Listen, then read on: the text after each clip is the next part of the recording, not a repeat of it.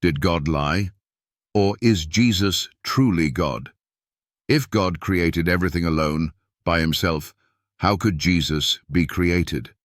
This is the challenge skeptics must answer. Isaiah 44:24, KJV, declares, "Thus saith the Lord thy Redeemer, and he that formed thee from the womb. I am the Lord that maketh all things, that stretcheth forth the heavens alone, that spreadeth abroad the earth by myself." Did you catch that? God says he made all things alone, by himself. No one helped him. No one stood beside him. No assistance, no secondary being. Now, skeptics, answer this. If God created everything alone, then where does Jesus fit into this picture? The Bible is clear. Jesus is the Creator.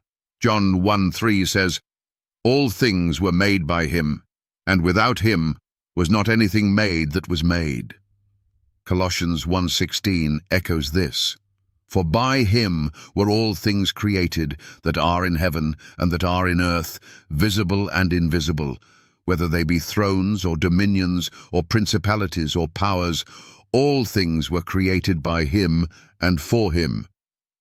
So let's put this together. Isaiah 44:24. God created everything alone. John 1:3 and Colossians 1:16. Jesus created everything. Wait a minute. If God alone created all things, and Jesus is the one who created all things, how can Jesus be a separate created being? Did God contradict himself? Skeptics, answer this. Who was with God when he stretched out the heavens?